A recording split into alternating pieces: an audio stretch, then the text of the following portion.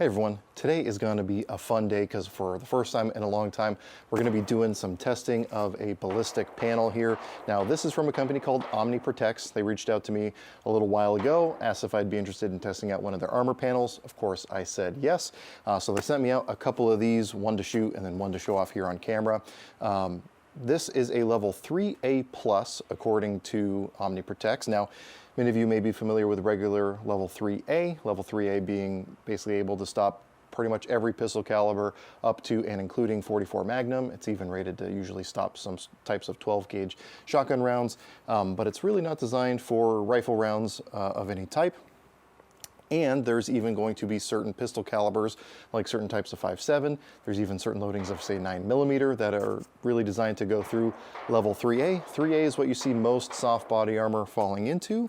And I've tested other 3A panels in the past from other companies that did succumb to certain, again, types of FN 5.7. So this, while the NIJ rating is 3A, the company says 3A plus, meaning it can also, in addition to stopping everything up to 44 Magnum, as we're going to test, it's also designed to stop some of those other cop killer rounds that are known to go through regular level 3A. So certain types, again, of 5.7, and we're definitely going to be testing that out today. So this is one of their 9.5 by 14 inch backpack panels. They do also make soft vests of the same stuff. So we're going to see whether or not this is just the NIJ level 3 as it is actually certified by the NIJ. And I think it's also ISO certified. But if this will hold up to their claims of the level 3A plus. So because of that, again, if you've seen the other videos I've done on 3A, I usually start pretty small and start working my way up. We're gonna jump straight into the heavy hitters because A, I don't have a lot of surface area to send a bunch of different rounds into here. But if it's rated to stop those super high velocity rounds, there's really no point faffing about with like your typical 9mm, 45, 22, etc. We're gonna go straight into the big stuff. So I'm gonna be strapping one of these up to my rubber dummy target and we're gonna start shooting. All right, so thanks to my friend Kilroy here, we're going to be able to set up this armor plate up against him. Now, just to show you exactly what the ratings say here before we actually get started, we've got an NIJ certified level 3A. Now, again, 3A plus is what OnmiProtex claims, but the actual NIJ certification is just level 3A. Got the 9.5 by 14 inch plate here, data manufacturer 4/26 of 2023. 5-year warranty. We're gonna run that up real quick here. So I'm going to duct tape that guy to the rubber dummy here, just so we have something that kind of gives it a little bit of give. Definitely a lot more dense than a human body, but something to at least give us some semblance of reality, I guess, if we can even claim that. Obviously, this is not a scientific NIJ test. This test is not going to be accepted by NIJ for any sort of rating system. But we're gonna have fun with it anyway. So I'm gonna duct tape this guy on here and we'll get started. Make sure the correct side is facing out, obviously. All right, now obviously this is not a vest panel, this is more of a backpack panel, but again, it shouldn't matter in regards to how it's gonna stop any of the upcoming rounds. All right, so first up, we're gonna just jump straight into 10mm. I'm gonna be using my High Point JXP, freshly back from High Point, hopefully fixed, because I was having some issues with it, wouldn't you believe. We're just gonna be shooting, at least starting with 180 grain full metal jacket from S&B. This is supposed to be going, according to their numbers, about 1175 out of the muzzle. So let's go ahead and see how this thing will do with 10mm. All right, so we're gonna start at 10 feet. I've got the one round of 180 grain FMJ 10mm. We will start in the top left corner. I got a high speed camera to record, and let's see what happens.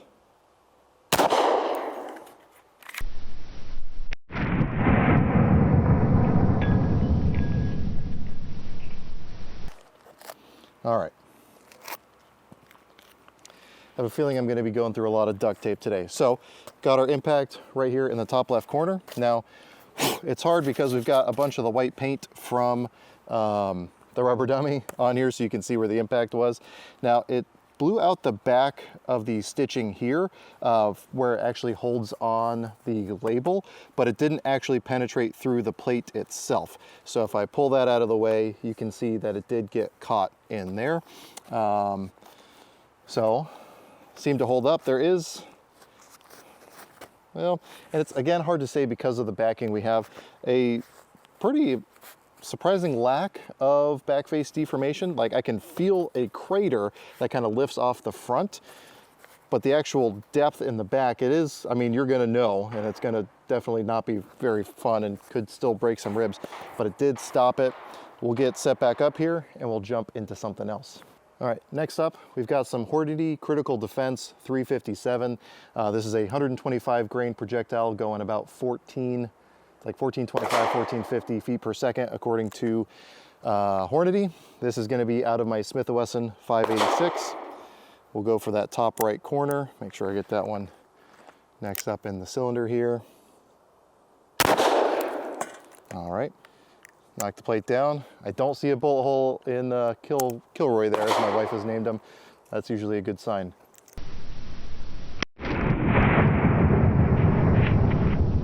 Okay, so like I said, we don't have penetration through that, which is a good sign.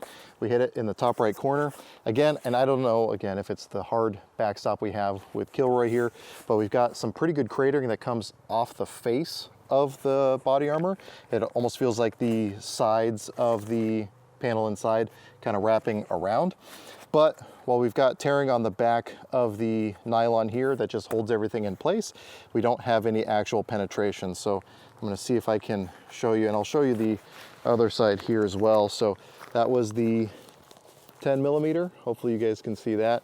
There's no actual penetration through. And then with the 357, again, we've got the tear, I think just from the rough surface there, but no actual penetration through. So 10 mil, 357, already good to go. Let's go ahead, jump into something a little bit spicier. All right, next up we have something you haven't seen on the channel in a long time. This is my single shot Henry in 44 Magnum. So we got some PPU 240 grain jacketed hollow point. I don't remember the advertised velocity, but I'll put that on the screen. This is gonna be coming out of a rifle. Now I haven't chronographed this, but it's gonna be coming out faster than a handgun. When I was talking to the guy that owns the company, he was like, hey, give it a shot, we'll send it. See if it stops it.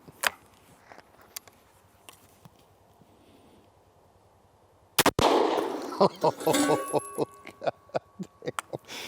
well, there's some energy coming out of that guy, so it's coming up pretty quick. I want to say it's around 1,600 feet per second. Again, you guys already know the actual numbers.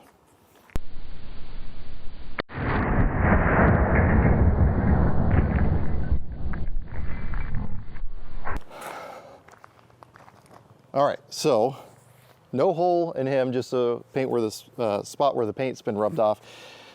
But as you can see from the back, again, we blew out the back of the nylon that's just holding it in place. Again, this back, the front and back nylon isn't part of the armor plate. That's just holding everything in together. You can see where that bullet was caught and it did not penetrate through. It did a whole lot of deformation. Again, you can feel the whole sides of the plate wrapping around to hold that in, but it caught it. It did not penetrate. So let's start jumping into the stuff that is known to defeat armor plates like this. Start getting into 5.7. So now we're jumping into 5.7. This is my CMMG Banshee 5.7 upper on one of my SBR lowers. So we've got the blue tip or purple tip, 40 grain VMAX. This stuff is cruising up pretty quick at 40 grains, but I know for sure this should stop this. This is what was stopped by the other 3A panels I've got. As long as it stops this, then we'll jump into the stuff that is known to defeat this. And duct tape's barely hanging on. Let's see if I can get this in before it falls off. All right.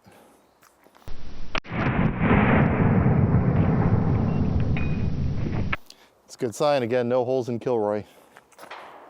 All right, so we hit right between our first 10 millimeter and the 44 Magnum, and didn't even break out the back paneling on here. So definitely stopped it, obviously.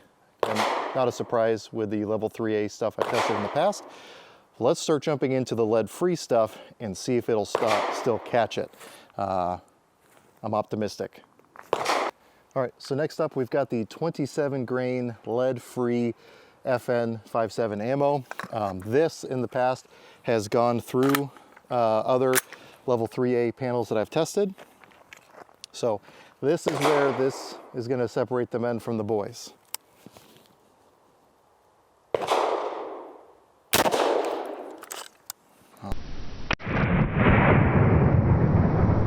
All right, let's see. All right, so make sure I get on camera here. So again, we've got a lot of the remnants of the paint coming around, but I can feel the projectile in there. It's hard to see. Let me tear this open here. But it did get stopped. So we hit right here, about halfway down the panel on the right-hand side, and it did stop that super light, fast projectile. Let's step it up another notch. All right, so next up we got the real spicy boys. This is the red box, green tip, FN57. In case I didn't mention earlier, this is an 8-inch barrel, so we're getting faster velocities than we would out of a handgun.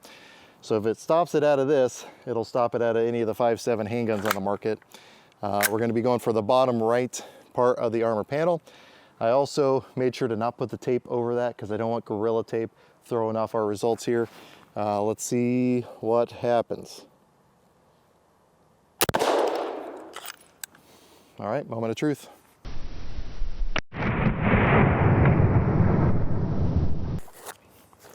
So we have our very first pass through. So as you can see, this is the internal material from it. We've got a hole in Kilroy there, but we did defeat this level 3A panel with the red box green tip 5.7.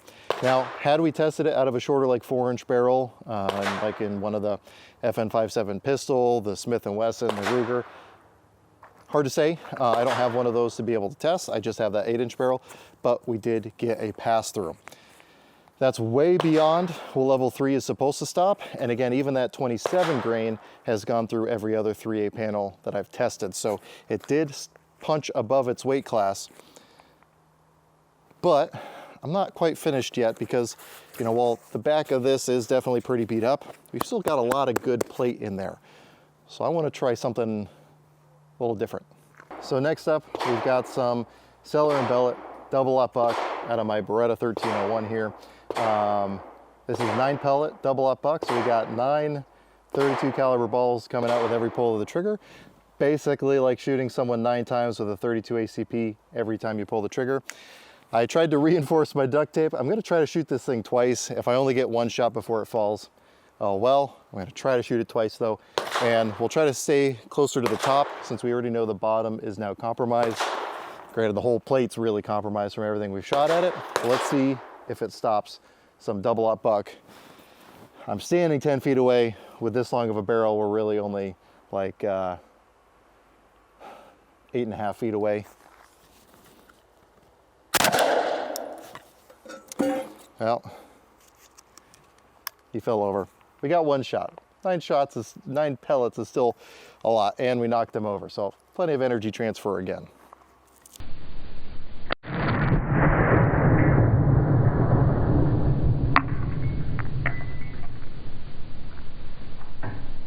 So now I should also mention I've patterned this thing at 7 yards. With this stuff, we're getting in like a 4.5, 5-inch group at 7 yards. At 8.5 feet, we're getting all of those shots into a pretty tight spot, and it stopped all 9 pellets. Now, the wad just fell out there, but we've got quite a bit of backface deformation. Again, this plate's kind of already compromised, but you can see, well, we can actually see the impacts. We're looking at it probably about a 2-inch group, and that's a lot of focused energy right there. Again, enough to still knock that thing over with taking those rounds to the chest. So let's try something else. All right, so something I wanted to test is some of the solid copper 10mm, again, out of our IIIa here. This is the the Underwood Extreme Hunter, 150 grain bullet going about 1425 feet per second. Again, not sure what they're chronoing out of. I haven't chronoed out of this. Oh, forgot that I had that slide lock on. See if it stops it. This is some of the stuff we usually recommend for bears. What do you think?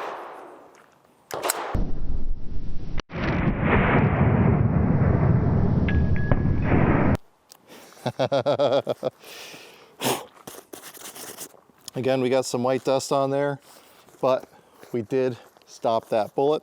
I thought about starting with that 10mm instead of the FMJ, but I figured we should work up a little bit. If I can tear this back open here, again, you can see that it did stop it. There's a tear on the back sleeve, but it did stop the bullet in there. Pretty impressive. Let's have some more fun. All right, so I've got my X macro here. This is my current carry gun. I've got some of the 90 grain Underwood Extreme Defender. So 90 grain bullet going about 1400 feet per second out of whatever they chronoed it out of. Probably a little bit slower out of this short barrel because this is one of the comp versions. I got 5 rounds. I'll keep shooting until it falls or until I run out of ammo.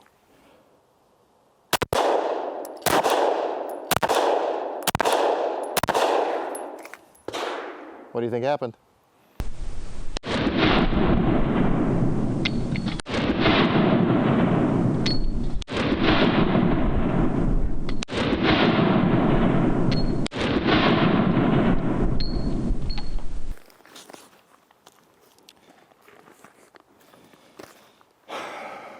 Now, look, I get that it's definitely designed to stop 9mm, and this isn't like the 9mm Civic Duty that can penetrate level 3A. But if you consider how much we've shot into this, now I spread the rounds out. We've got 2 rounds of 10 mil in here. We've got a round of 357, 44 Magnum, 3 rounds of 5.7, double-aught buck, and now another 5 rounds of 9mm, and we didn't get any penetration through the plate beyond what was already there. Again, we've just got some opening up of the nylon on the back. This thing has taken a ton of abuse, but it doesn't feel right to end it here. I say we just keep plugging away here. See if we can't figure out what the failure point is of this plate with just putting as many rounds through it as we can. Now, I just want to show you guys at this point up close, because again, I know there are some spots where it looks like it penetrated through. This is where the green tip 5.7 actually went through. Again, we've got some areas that are blown out from the repeated impacts against the rubber dummy there, but none of these actually went through. Now you can see through this hole because the panel has now crumpled in around that. But again, none of these are actual pass-throughs. You can see where it's actually caught inside the lining. Hopefully you guys can see that well enough. Make sure it stays focused here. I got helicopters flying over now, so you know we're doing good work here. And again, you can see where bullets, like the energy has been transferred through, but again, it is still stopping everything we've thrown at it, except for that, except for the 5.7 down here. Pretty damn impressive. So we're going back to the Beretta 1301. I've got some 1-ounce slugs from S&B. This is their sports slug. I don't remember the exact velocity, but it's a 1-ounce slug that's like damn near like 650 grains of lead. See what happens. All right, didn't actually knock it over, but it definitely tried to. Thankfully the tape held in place, because if it worked, I'm just gonna start dumping into it with some other stuff and see if we just can't get it to eventually fail after all these hits with something.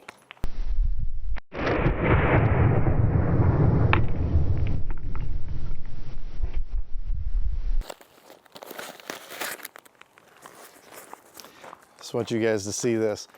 So this thing is very much deformed now.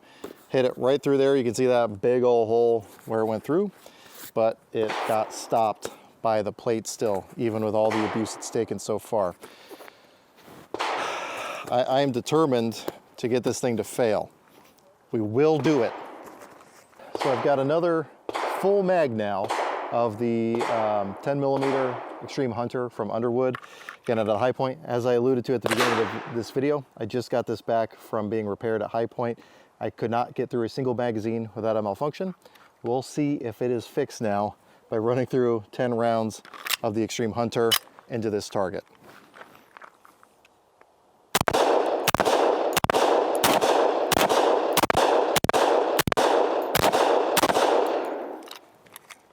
It's the first time I've run through a magazine without a malfunction. Maybe they did fix it. Let's see what it did to the panel.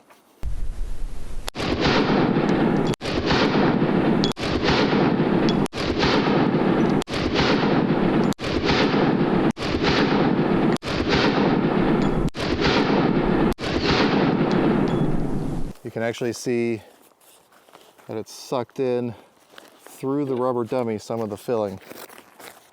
All right. So we definitely had, you know what? Let me cut this out because we for sure had one go through out of 10. Let me see if I can figure out exactly how many we had fail, because there might have been one or two others in there. Okay, so this is just the sleeve that holds it in.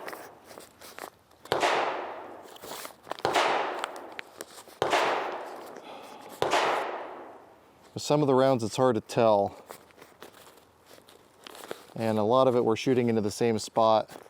I'm gonna say at least a few of those did go through. But again, I'm going to put a total of the number of rounds fired of each caliber and each ammo type. I can feel some projectiles rolling around on the bottom of this thing. But that is extremely impressive. Let me get out of the sun because it's crazy hot today, get in the shade, and we'll wrap up our thoughts on this test so far. All right, so it started the day looking like this. Now it looks like this. Now, obviously this is the impact side. This is the back side, and after really looking at it, after shutting off the camera from that last little bit, I think it really only failed twice total. So one from the 5.7 red box stuff going through it, and then only one of the 10mm rounds went through it. And I think that's just because where I hit it, the plate was already wrapped around, so it didn't have to go through as much, but you can see where one of them did go through into Kilroy back there. That's an insane amount of performance for these style of plates. Again, I've tested other 3A panels in the past. They did not stand up to this level of abuse, especially getting into the 5.7. Now, the red box stuff is a lot to ask, especially out of a longer SBR. However, where did it go? The 27 grain lead-free blue box stuff, this has gone through other level 3 panels that I've tested in the past. So this thing is offering an insane amount of performance, and especially if you consider, so this is designed as like a backpack panel. If you're giving this to your kids to wear in their backpacks, you're gonna have other stuff in that backpack as well, binders, textbooks, etc., laptops. That, if anything, is just going to add to the level of protection that they're going to get from this. And you know, if we look at the crime statistics, more people are murdered with handguns in the United States every year than really any other type of firearm combined, if I recall correctly. So the vast majority of firearm threats you're going to be facing out there are going to be handgun calibers. This is going to stop damn near everything that you're going to see out of a handgun. Now there's other calibers that it can stop that I didn't demonstrate out here today. So like 500 Smith & Wesson, again, we saw it stop the 12 gauge, other, 9mm, 40, 22, etc. It's going to stop all that. And it's also going to stop stuff that other 3A panels don't.